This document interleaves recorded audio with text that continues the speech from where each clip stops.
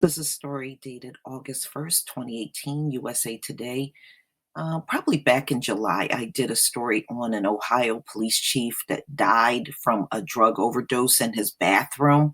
Well, it's now coming out that that chief of police took the drugs from the evidence room, drugs that were for other drug cases. He was taking those drugs, and believe me, this ain't the first time this man did this. He was probably using the drugs that they were getting from bust and getting high on it, which is not shocking.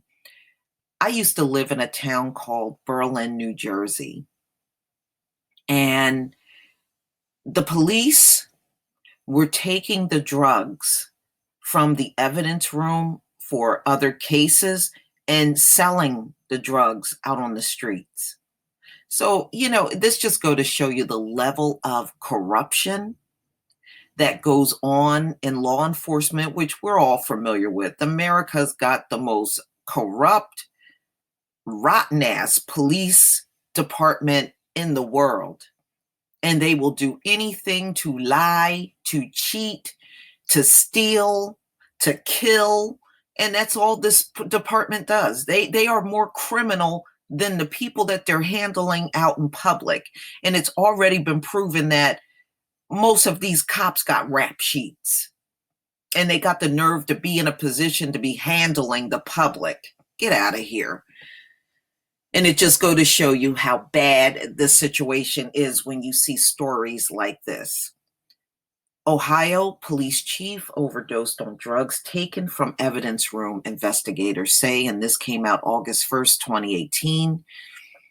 An Ohio police chief who died of a fentanyl overdose allegedly took the drugs from the department's evidence room, authorities say.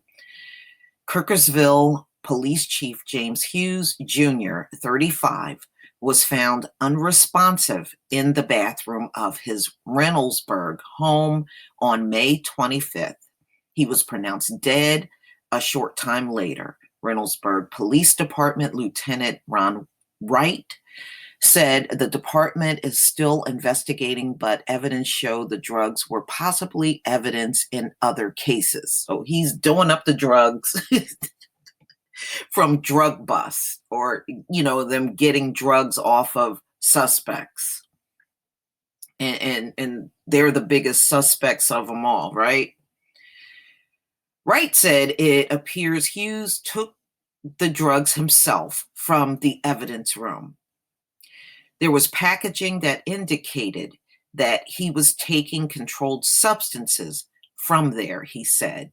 An autopsy was conducted by the Franklin County Coroner's Office, and the results released July 13th indicate Hughes died of an acute intoxication of fentanyl.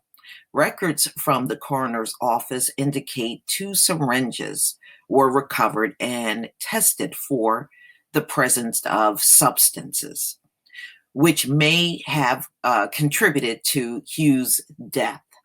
One syringe had no drugs in it. The other was positive for fentanyl. A plastic sandwich bag found at the scene tested positive for cocaine, and a third syringe contained liquid was determined to be positive for fentanyl. Hughes was named police chief on March 13th during a 2-minute special village council meeting.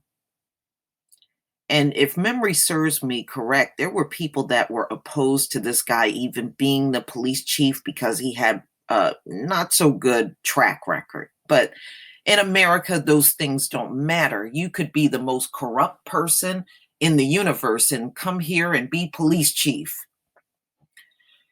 His hiring came less than a week after the prior chief, Jeff Finley, had unexpectedly resigned, citing irreconcilable differences with Kirkersville Mayor Terry Ashcraft. Prior to Hughes' death, the village had been planning to increase his weekly schedule from 20 hours to 32 hours. He was making $14 an hour at the time of his death. That's pretty low for chief of police. Damn, there's people in retail stores that make more money than that. Hughes' checkered history was discovered by the Advocate.